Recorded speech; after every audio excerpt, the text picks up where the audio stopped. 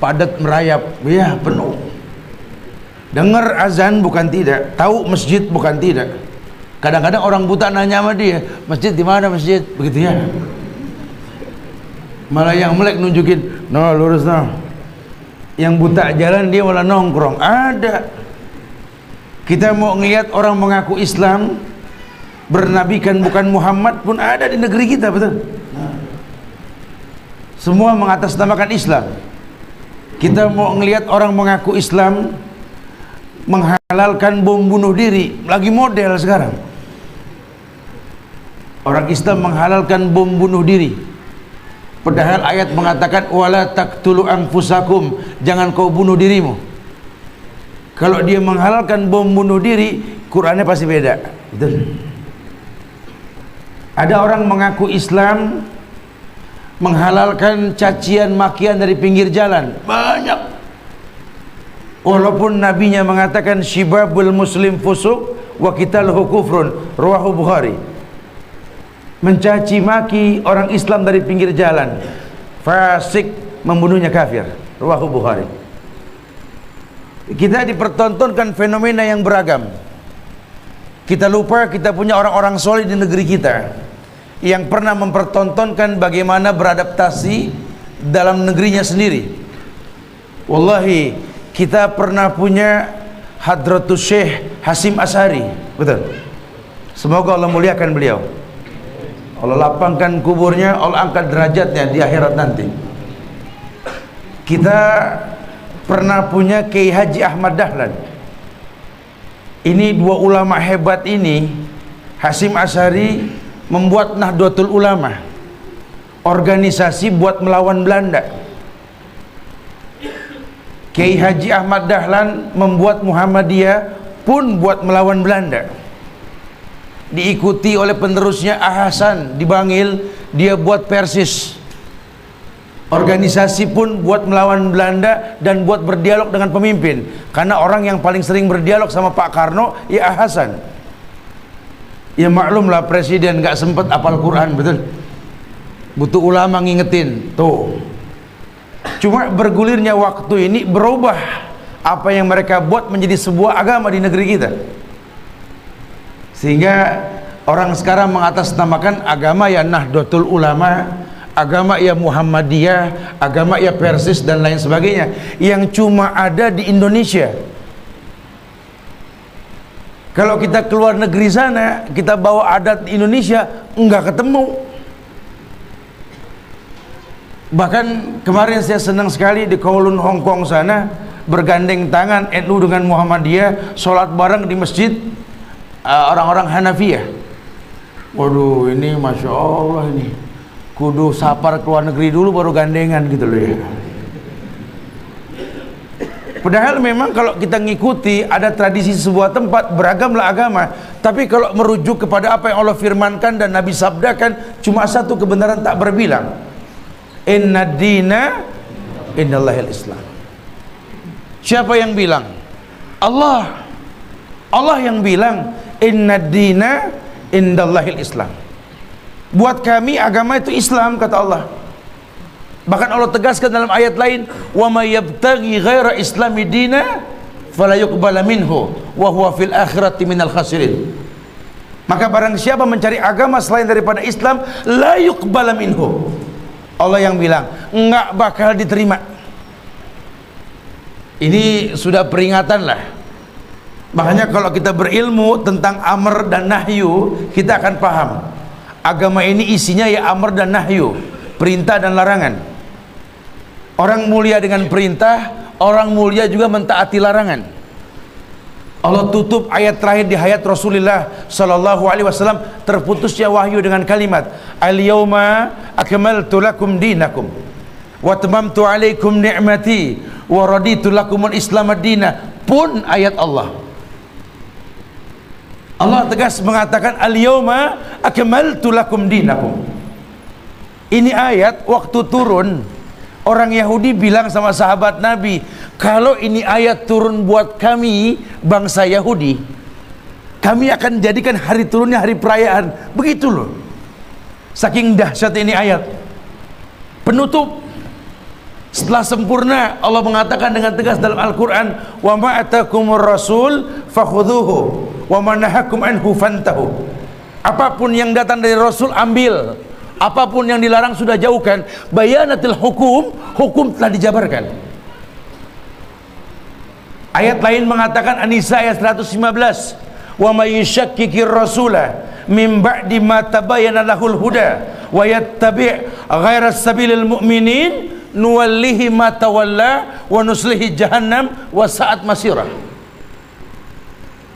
Wa may yushakkikir rasula, siapa yang bertolak belakang dengan Rasul, yang dimaksud Muhammad sallallahu alaihi wasallam, ba'da ma tabayyana lahul huda, setelah dijelaskan al-huda, ayat petunjuk, karena hudanya pakai alif lam, artinya petunjuk yang sudah baku. Dalam bahasa Arab kalau satu kata ada alif lamnya biasanya baku. Jelaslah petunjuk yang dimaksud. Apa yang Allah perintahkan, Nabi contohkan.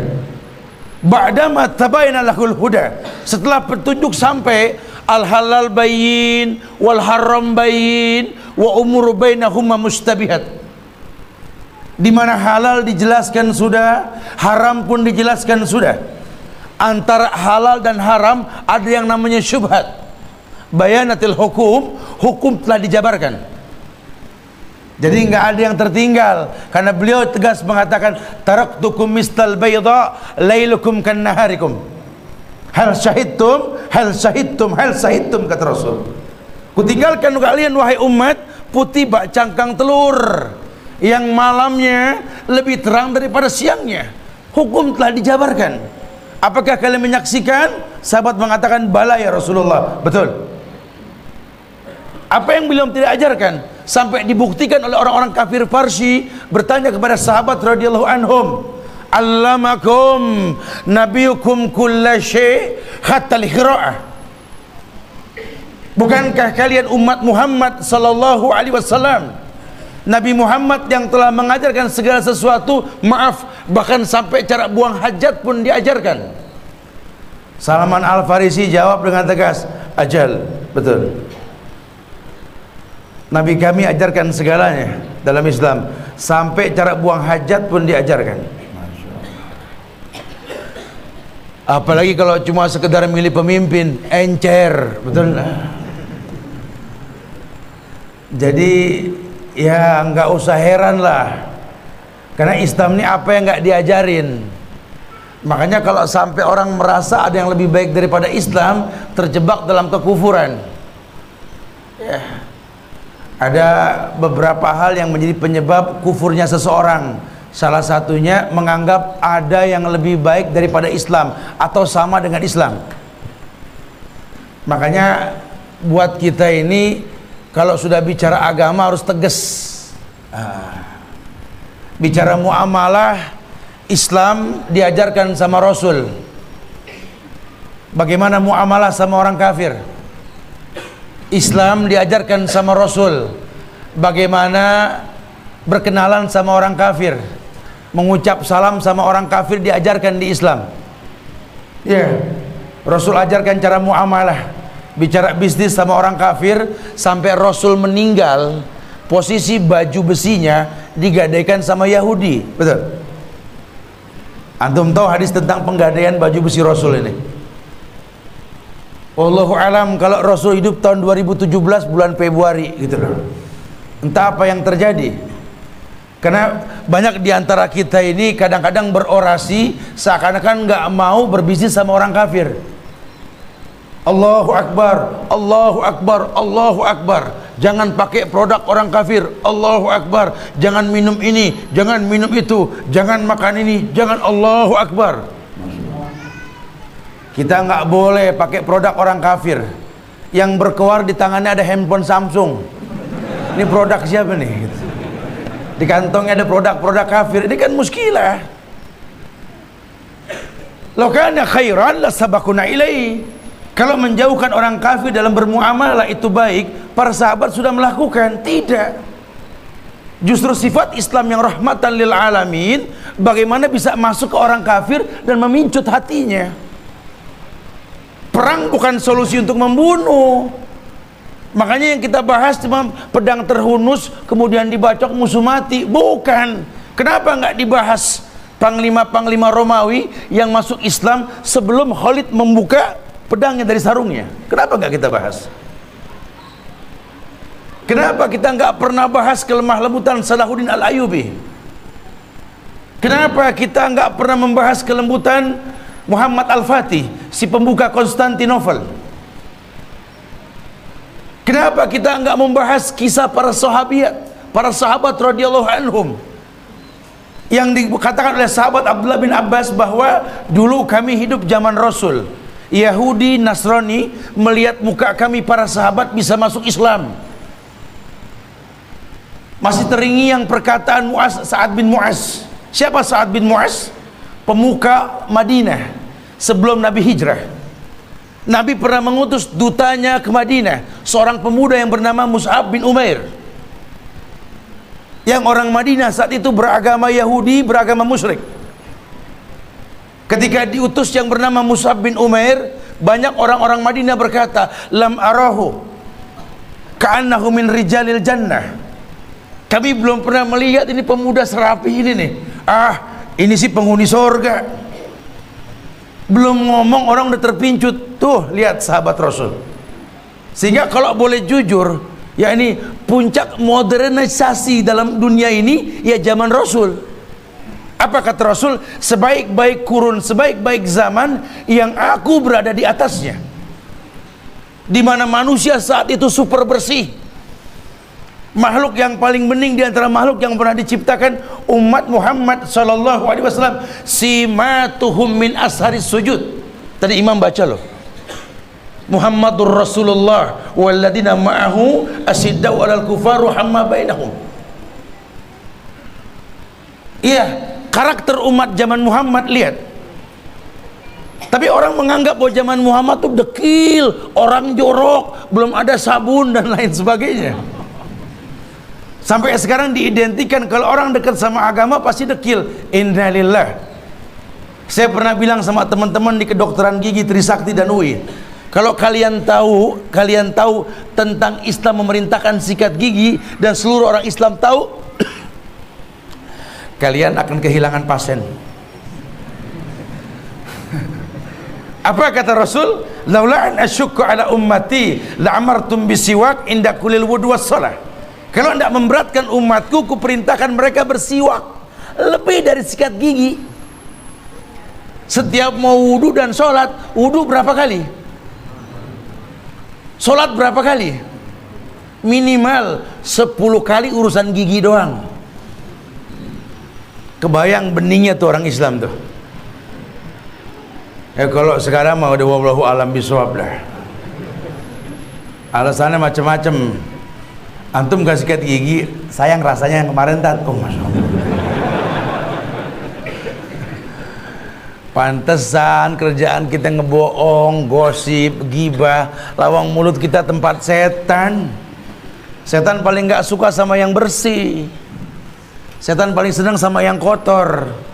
Ya kalau mau dibenci setan, rajin dah sikat gigi. Kalau mau berteman udah gak usah sikat gigi udah. Silakan anda pilih ya. Pantesan gampang ngebohong, sikat giginya males. Tapi dia rajin sikat gigi, ngebohong juga, koruptor lagi Ustaz. Odolnya dari uang haram. Tetap ada hukum sebab akibat ya. Jadi masya Allah, sahabat bilang Yahudi Nasrani melihat muka kami para sahabat bisa masuk Islam. Lihat, mereka orang yang yakin sekali bahwa agama ini bermanfaat buat diri mereka. Nabi pertontonkan bagaimana cara memimpin, bagaimana cara hidup di masyarakat. Lihat cara Rasulullah sallallahu alaihi wasallam. Islam ajarkan semuanya. Dari mulai surat yang dikirim sama Rasulullah kepada pemimpin-pemimpin kafir zaman Rasul. Ya, ketika Islam sudah merata dan sudah futuh Mekah, Rasul itu banyak sekali mengirim pasukan. Hingga menjelang wafat Rasul dan sahabat mengikutinya. Ya, kalau dulu awal di Mekah beliau diintimidasi, dizolimin, beliau nggak mengumpulkan kekuatan buat melawan pemerintahan Mekah saat itu. Abu Lahab, Abu Jahal, tidak. Ya, beliau malah hijrah ke Madinah. Tujuannya apa? Di Madinah kita tahulah turun ayat hukum. Semua ayat Madaniyah ini ayat hukum. Dulu zaman di Mekah belum turun hukum, baru bicara akidah. Tujuannya apa? Supaya manusia paham ibadah hukum yang kau pahami kemudian kau beribadah dengannya, itu yang membuat fisikmu kuat. Hei penghayal jihad, ketahuilah, jihad itu bukan sesuatu yang kita hayalkan. Jihad kata Rasul, dzirwatus sanamihi al jihadu fisabilillah. Ini bahasa Rasul. Puncaknya agama itu jihad kata Rasul. Berarti kalau agama punya puncak namanya jihad, agama juga punya dasar. Iya. Apa dasarnya? Yuk rapihin syahadat, salat, zakat, puasa, haji, muamalah dan lain sebagainya, baru bicara jihad. Karena puncak. Makanya ketika ada seorang pemuda datang ke Rasulullah SAW berbadan kekar di atas kuda yang gagah, membentang busur di antara badannya, 2 pedang menghiasi pinggangnya, bertanya dengan bahasa wibawa, "Ya Rasulullah, izinkan aku berjihad bersamamu ya Rasulullah." Ngelihat dari fisik nggak layak tolak ini manusia. Anak muda keker di atas kuda yang gagah, jago menungganginya. Busur sahabat dia itu pedang memang mainan dia. Nggak layak ini, udah nggak layak tolak dah sudah. Emang kebetulan dari zaman dulu yang namanya Islam perang selamanya lebih sedikit ya, membutuhkan pasukan dong. Kata Rasul, baiklah. Cuman sebelumnya saya pengen tanya dulu, punya orang tua nggak? Punya Rasul. Berbaktilah. Jangan ngomong jihad dulu kalau sama orang tua masih nggak akur. Jangan ngomong jihad dulu kalau masih sama mertua nggak tegor-tegoran. Jangan ngomong jihad dulu kalau belum jadi laki-laki yang soleh. Siapa laki-laki yang soleh? Yang menegakkan sholat di masjid. Betul-betul orang-orang soleh. Kalau di rumah bagaimana Ustaz? Ya boleh, cuma kan di rumah soleha, betul? Oh dia laki-laki soleha, Ustaz. Sholatnya di rumah gitu ya. Wah ini nggak main-main ini ya. Kita mau ngomong bener loh ya, jangan pernah remehkan orang yang berilmu tentang jihad. Karena kadang-kadang nih pengetahuan kita itu nggak selevel dengan handphone yang kita punya loh. Informasi yang maksimal membuat kita begah tahu. Begah kayaknya kita nih kayak nggak bisa napas, ngap tahu. Mau muntah aja hawanya gitu loh. Jadi kayak tukak lambung kambuh aja.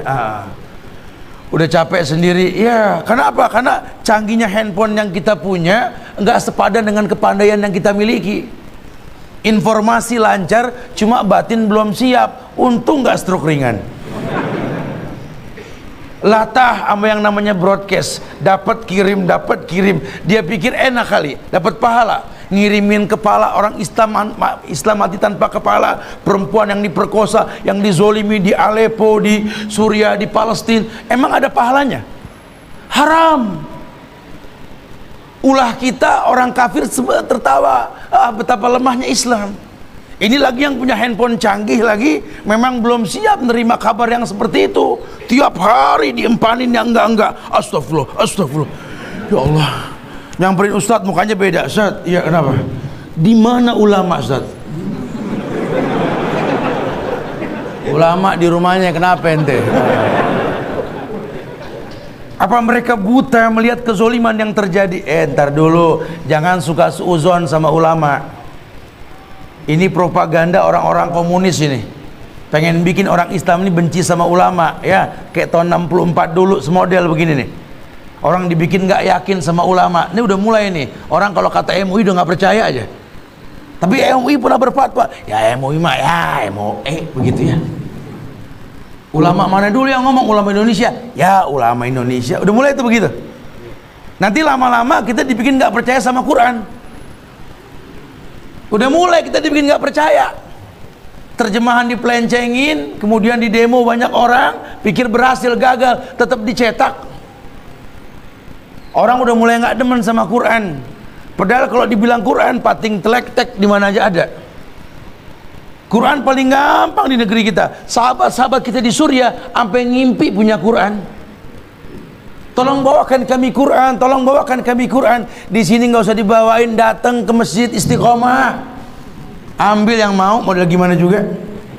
Lagi hampir tiap kita juga handphonenya ada Qurannya, betul?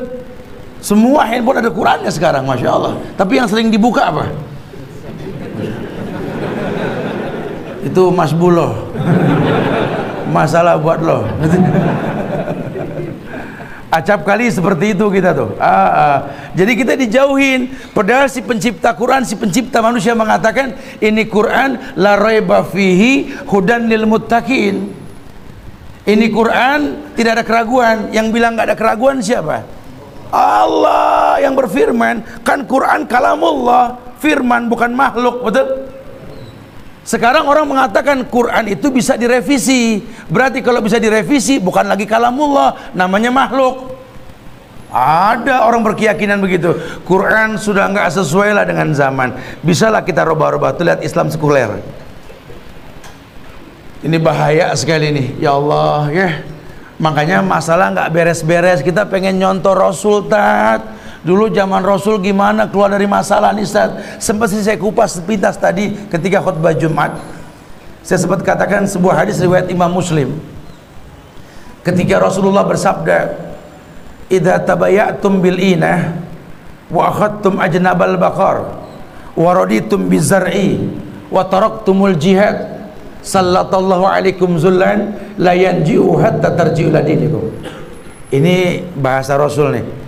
1400 tahun yang lalu Nabi udah ngasih bayangan, karena begitulah beliau, kata-katanya betul-betul memang firman Allah. Belum terjadi tapi akan terjadi, dan sekarang sudah mulai terjadi. Kata beliau, idza tabayatum bil inah, kalau kalian kembali terbiasa berbisnis, hidup dengan cara inah, cabang mata rantai ribawiyah, kalian riba kalian anggap biasa. Tabayatum bil inah ya. Kenapa dibilang biasa? Semua orang sekarang bangga sama riba. Sampai kampung-kampung loh orang beli motor secara ribawiyah, betul? Leasing semuanya. Lihat, habis riba dapat motor dari hasil riba, keliling kampung ngasih tahu, woi habis ngeriba, woi keliling semua. Bacaannya tes belakangnya. Bangga sama riba, kata Rasul. Idza tabayatum bil inah. Ini motor kredit secara ribawiyah. Baru modal STNK udah keliling minjem duit, betul? Padahal masih milik dealer tuh, lihat. 2 dosa udah pasti dia lakuin. Kita bangga punya dompet panjangan dikit, kalau dibuka isinya kredit card sampai kayak kaca nako. Masya Allah. Susunannya dibuka mulu biar orang tahu tuh, lihat nih riba yang bagus begini nih, gitu ya. Dosa sebesar Jabal Uhud kita anggap seperti sehelai rambut di mata kita. Dulu zaman sahabat dosa seperti sehelai rambut di mata mereka, buat mereka seperti Jabal Uhud. Kita lihat riba kita anggap biasa, padahal tahu dosa riba hukumnya apa? Seperti berzina dengan orang tua sendiri. Seperti berzina dengan orang tua sendiri. Kebayang berapa tahun kita berzina sama orang tua itu. Tapi kita ngayalkan sorga. Ini kan mimpi di siang bolong. Lebih-lebih kita terima tawaran negara-negara kafir dengan sistem ribawiyah mereka. Sudahlah, Nabi mengatakan idza tabayatum bil inah wa akhadtum ajnabal baqar. Kalian megang sapi dari buntut. Udah ngaco dah. Yang namanya sapi, kerbau, dicocok hidungnya, ditarik dari depan. Kalau dari belakang dipecut. Sapi ini binatang an'am, ternak yang paling bodoh. Lahir di kandang, dibesarkan di kandang, hingga dikawinkan di kandang. Harusnya udah apal kandang, ajak keluar nggak bisa balik ke rumah sendiri dia. Makanya ditarik dari hidung tuh sapi. Kata Rasul, akhadtum ajnabal baqar. Udah tahu ditarik dari hidung, malah buntut yang diikutin. Masya Allah. Kalian ikuti pemimpin-pemimpin yang nggak jelas mau kemana. sahabat-sahabat yang nggak jelas mau kemana, teman-teman yang nggak jelas mau kemana, pokoknya ngikut aja, beragama dengan taklid, dengan ikut-ikutan, apalagi sampai levelnya taklidil a'ma, mengekor secara buta. Terjadi. Indonesia yang punya karakter sendiri seperti nggak punya karakter, padahal kita punya tuanku Imam Bonjol, kita punya Tengku Nanranca, kita punya Teku Umar, kita punya Pangeran Diponegoro, kita punya Sultan Hasanuddin, kita punya Hadratus Syekh Hasyim Asy'ari tadi, kita punya Kiai Haji Ahmad Dahlan, kita punya Buya Hamka. Manusia yang gaungnya pernah ada di Indonesia, wujudnya sudah tidak ada, namanya masih harum, kita punya. Cuma karakter kita nggak percaya sama produk kita sendiri. Tak terasa kita menerima paham-paham dari luar, sehingga ujian kita mirip dengan ujian mereka. Produk-produk asing masuk ke negeri kita mengatasnamakan Islam. Nggak ada ulama di Indonesia yang menghalalkan bom bunuh diri, betul? Itu produk asing yang masuk ke negeri kita. Yordan bikin produk, Mesir bikin produk, India, Pakistan, Bangladesh bikin produk, Yaman bikin produk, betul? Suriah bikin produk, ya Irak bikin produk dan lain sebagainya. Lihat dengan ISIS-nya. Lihat.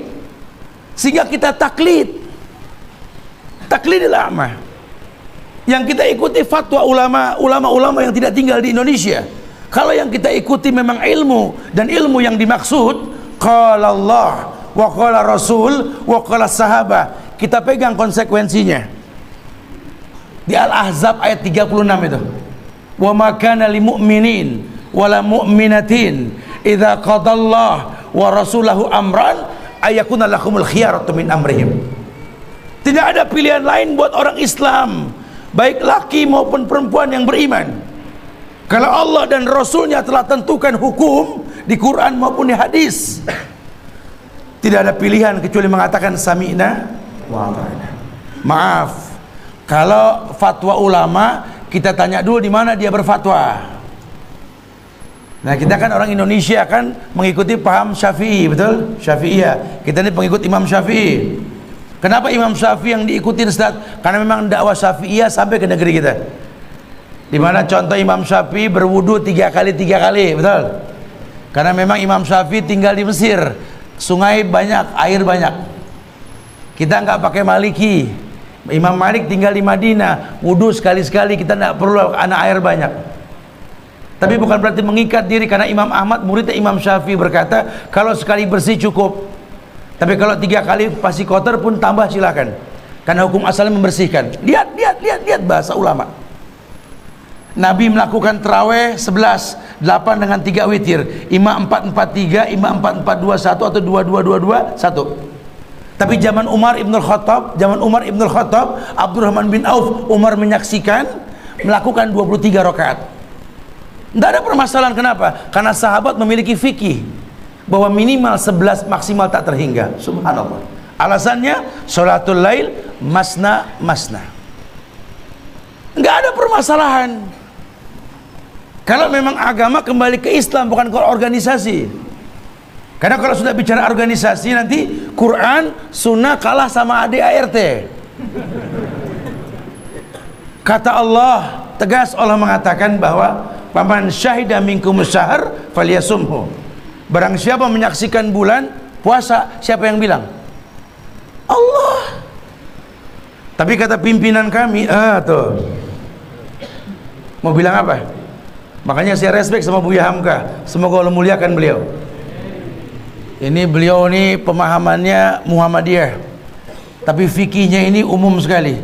Beliau punya catatan tersendiri bahwa beliau berkeyakinan bahwa yang namanya puasa itu ru'yatul hilal. Dahsyat. Ayo belajar sejarah ulama. Kita punya ulama, bagaimana mereka menyikapi masalah di negeri mereka. Jangan kita lupakan harga diri satu bangsa ketika paham sejarah ulamanya, sampai kita mengerti cara hidup ulama ya seperti apa. Yuk jadi orang yang pandai menyimpulkan masa lalu untuk kebaikan yang akan datang. Lihat, wa akhadtum ajnabal bakar, kalian pegang buntut sapi, kata Rasul. Wa raditum bizar'i, Kalian redha dengan bercocok tanam dengan perekonomian kalian sendiri. Kalian redha. Seakan-akan hidup kalian ini terikat dengan hal itu. Masya Allah, subhanallah. Saking pusing sama masalah yang bertubi-tubi, udah deh, kita mah nggak ngayal yang lain dah, Zat. Yang penting sekarang kerja, Zat. Berangkat pagi bareng tukang sayur, pulang malam bareng kampret, beres gitu ya. Kerja, kerja, kerja. Mikirin politik, mikirin ini fitnah lah, sudah kita nggak kuat lah, Zat. Hidup cuma nunggu tua, ujung-ujungnya mati. Kan umur makin kurang bukan makin tambah, betul? Aneh kalau orang bilang umur saya bertambah, berkurang, tambah dari mana? Kalau dibilang bertambah ya kita nggak habis-habis. Kali kalau ini lubang kubur, Senin, Selasa, Rebo, kalau lubangnya geser terus gitu mungkin. Kan kita makin deket. Kalau kita mau islah diri kita, mulai yakin dah. Kita ini udah bukan kita yang 10 tahun yang lalu. Ya, Masya Allah. Dulu bangun tidur kita lompat bisa koprol. Itu dulu. Kapan Pak? Dulu. Itu dulu ya. Kalau sekarang mau bangun aja 6 kali bismillah, betul? Bismillah. Bismillah.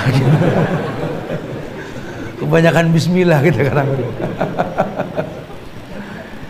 Ya Allah, jauh amat kamar mandi gitu ya.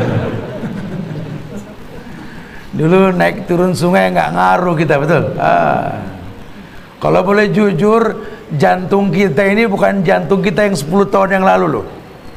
Ya dulu sih masalah apa aja kita dengar kita jawab langsung, nggak ngaruh. Anak main petasan belakang badan kita, jor. Kirain apaan gitu doang. Sekarang Ustaz, pintu kena angin, gua bruk 2 hari deg-degan Ustaz. Ini mata kita bukan mata kita yang 20 tahun yang lalu, betul. 10 tahun pun bukan. Dulu kita kalau ngeliat tamu dari jauh aja, datang tuh dia. Oh dia sama temennya, situ ikut juga tuh. Padahal masih jarak 500 meter loh itu. Sekarang depan rumah udah, siapa itu? Ngaji udah emosi mulu, nggak bisa membedain mana ain mana ogin, betul ya? Kata yang kanan ini ain, ini ain. Kata yang kiri enggak, ogin gitu. Ini ya Allah ya Karim ya Rahman ya Rahim, mawas diri dah kita kalau udah begitu dah. Hidup makin berkurang bukan makin tambah nih. Jangan terlalu redo sama perekonomian. Kita cari dunia sebanyak mungkin. Emang bakal kita bawa ke lubang kubur kan? Enggak. Tapi memang kita diperintahkan untuk ngumpulin dunia. Kenapa? Karena bicara jihad nanti. Al jihadu fisabilillah bi amwalikum wa bi anfusikum. Jihad yang jadi puncaknya agama itu dengan harta dan jiwamu. Berarti kan harta lebih utama. Iya. Jadi orang sukses taklukkan dunia, betul-betul memiliki negeri yang mulia, negeri yang penuh berkah, negeri yang penuh tambang, baldatun thayyibah. Ayo jadi orang yang bangga, kecil kepala teri lebih baik ketimbang gede ekor kakap. Bangga. Bismillah, kita yakin jadi orang hebat. Ayo bicara jihad kan begitu.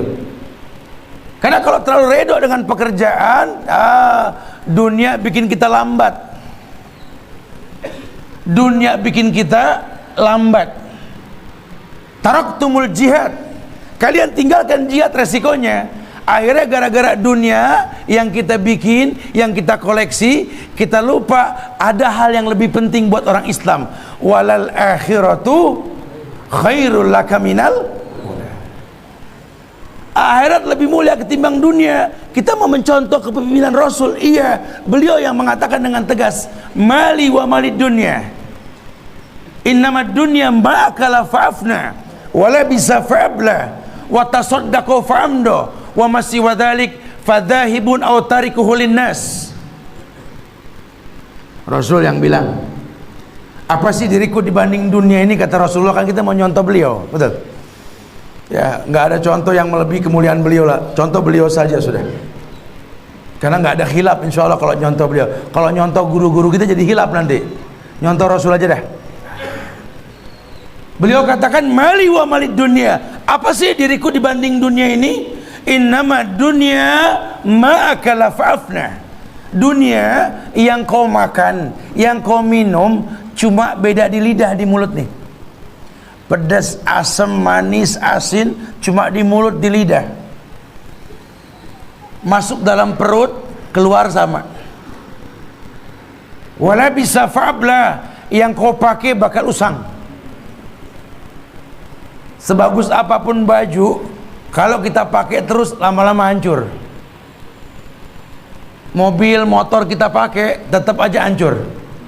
Wa tasaddaqu fa'amdo, yang kau sedekahkan itu yang bakal menetap.